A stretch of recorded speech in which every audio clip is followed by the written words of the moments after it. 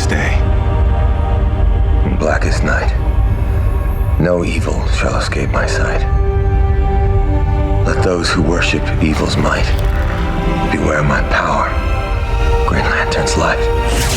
While Ryan Reynolds may now be the merc with a mouth for Marvel, it was not that long ago that he was donning the color green. And, well, his costume wasn't even real. Because despite this taking place in 2011, they made the baffling decision to put Ryan Reynolds in a fully CGI suit, including a face mask. What the hell is with that mask? Nowadays, that happens a lot. Heck, look at Avengers Endgame. These time travel suits are 100% CGI, and you can't even tell. But here, it's a tad obvious. So it may surprise you that this green blob struggled a bit when released. I would say that it looks like a video game, but that would be an insult to modern gaming. So join us on DC Revisited as we look at what went wrong with 2011's Green Lantern.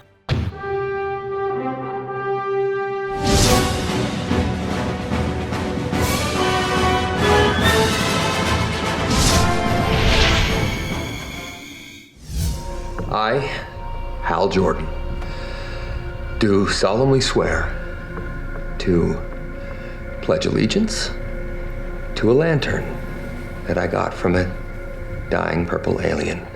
A Green Lantern is someone who fights evil with a ring that grants them extraordinary abilities.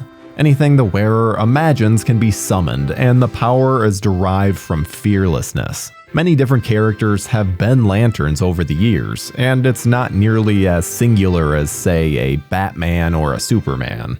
But with those powers, his film potential had to wait for technology to even catch up. You know, think James Cameron in Avatar. Kevin Smith was approached about writing a Green Lantern script after finishing up his work on Superman Lives. Smith, however, had no interest in the character and turned down the opportunity. For a brief period in 2002, Robert Smigel of Triumph the Insult Comic Dog fame wrote a script that was a full-blown action comedy. Jack Black was even set to star in the lead role. Thankfully though, after the internet did not act kindly to the idea of a Jack Black-led Lantern film, Warner put a kibosh on that. Unlike other heroes like Batman and Superman, where the secret identity is pretty firmly established as being Bruce Wayne and Clark Kent respectively, many different people have donned the Lantern suit. So the producers had the tough decision of whether to focus on Alan Scott, John Stewart, or Hal Jordan. Each brought their own unique style to the Green Lantern Corps. So whenever a writer came with a new take, it was always a question of which character they'd pick to lead. Corey Reynolds, a prominent Broadway actor, pitched Warner Brothers on the idea of himself starring as John Stewart and writing the scripts. He presented it as a trilogy that would introduce Hal Jordan in one of the sequels, as well as the whole Green Lantern Corps. It was rather ambitious, and Warner liked his pitch, but ultimately they abandoned the idea.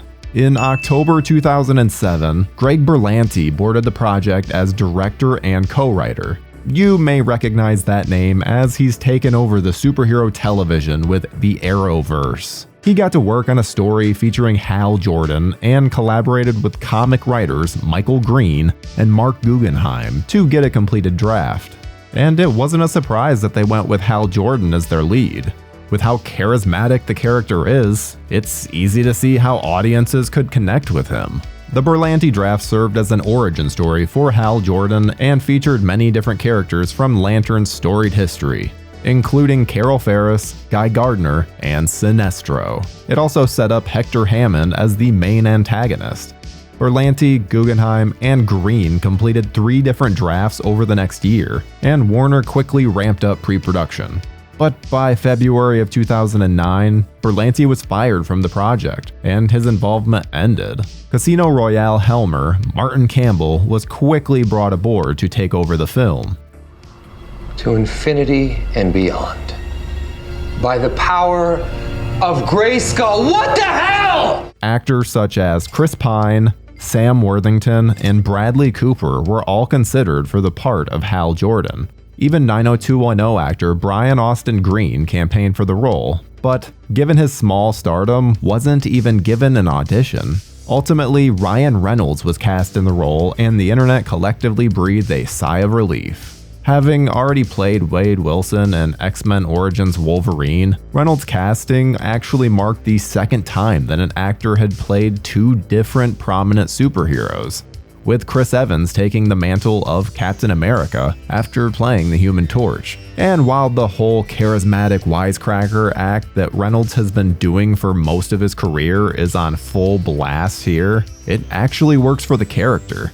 The Hal in the comics ran his mouth a lot, and is a bit of an adrenaline junkie. Reynolds embodies him perfectly. The ring didn't see that you were fearless. It saw that you had the ability to overcome fear. It saw that you're courageous, which you are, just like your dad. For Hal's love interest, Carol Ferris, Campbell wanted someone that could do her own stunts, but also be able to stand up to Reynolds in a scene. Ava Green, Kerry Russell, and Diane Kruger were all considered, but ultimately Blake Lively won the director over. A certain family thanks you. When it comes to the bad guys, Green Lantern goes a little overboard for a debut outing. First, we got our main baddie Parallax.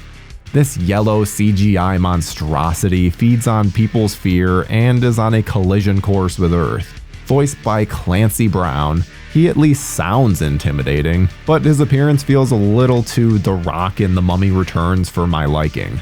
Next up is our eccentric villain Hector Hammond. Respected actor Peter Sarsgaard took on the role and played him as an awkward scientist who has always been overlooked by his father. After being exposed to Parallax's yellow fear energy, Hector develops psionic abilities.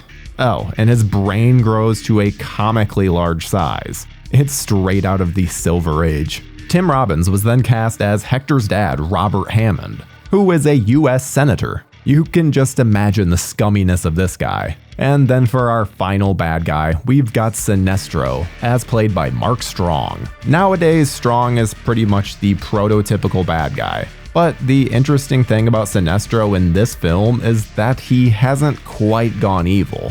Sure, there's clearly a lot of gray in his thinking throughout the movie, but ultimately he's still fighting for good. Although we do get a nice little post-credit scene where we see Sinestro take the yellow ring and start his transformation into the Lantern's greatest nemesis. When I learned Abin Sur's ring had chosen you, I said there had to be a mistake. I see nothing to change my mind. But Sinestro isn't the only member of the Lantern Corps that we're introduced to. While fully CGI creatures, Tamar-Re and Kilowog are each members of the Lantern Corps, and since the actors just needed to provide voices, were the last to join the cast. Having been the mentor in film after film, Jeffrey Rush worked perfectly as Hal's mentor, Tamar-Re. Then for the tough drill sergeant-like Lantern Kilowog, Michael Clark Duncan took on the part. While Viola Davis has firmly established herself in the DC film universe as Amanda Waller, this film featured a very different person in that role.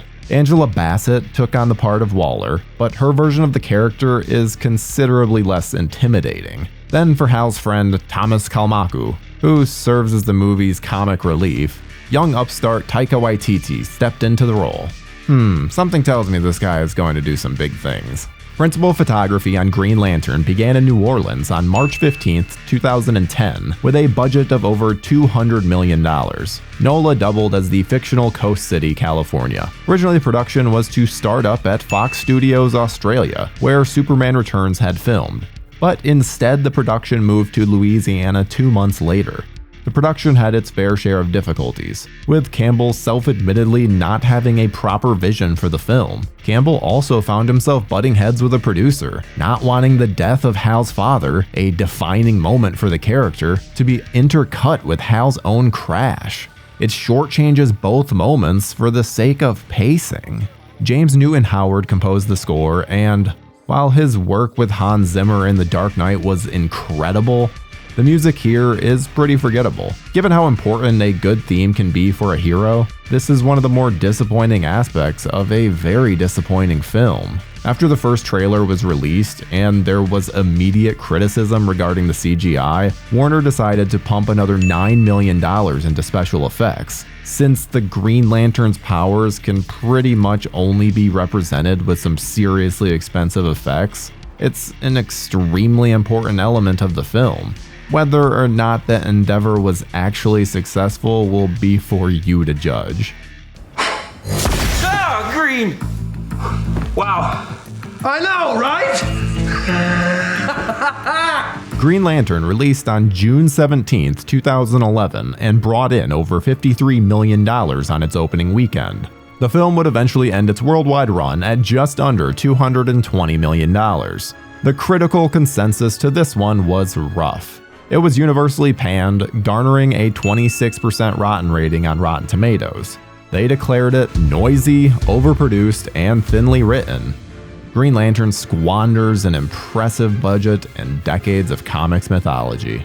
And that's really where the tragedy lies. There's a history of wonderful stories in the world of the Green Lantern Corps, yet this was the big screen representation.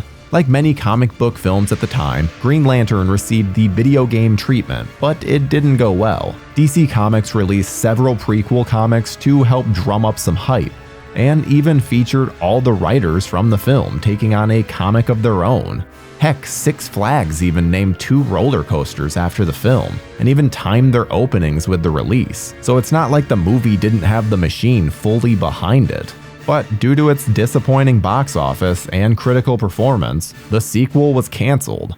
And if you thought maybe some of the film could be salvaged with an extended cut, you'd be wrong, because rather than fix any of the film's faults, this version simply adds more of Hal's dad crashing his plane and more time of Hal being an uncle. Not exactly riveting action movie stuff. But it's not all sad stories coming from this film. Ryan Reynolds and Blake Lively would eventually marry after meeting on the film. So I guess there was actually something positive to come out of this mess. Now, as far as Green Lantern actors that have gone on to other comic book work, this is going to take a while. Obviously, we've seen Ryan Reynolds absolutely taking the world by storm with his wisecracking Deadpool. And yes, there was even that hilarious joke at the end of Deadpool 2 where we got to see Reynolds' true feelings on the project. You're welcome, Canada.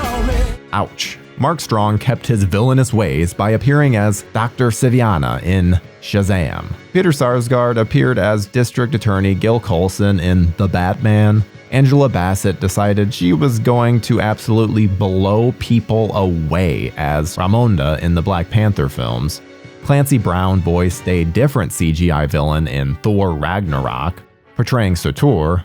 The same film actually came to us from Taika Waititi, who also starred as Korg. Tamora Morrison has actually continued his work in the DC world, appearing as Aquaman's father, Tom Curry, in Aquaman. Whew, that's a lot.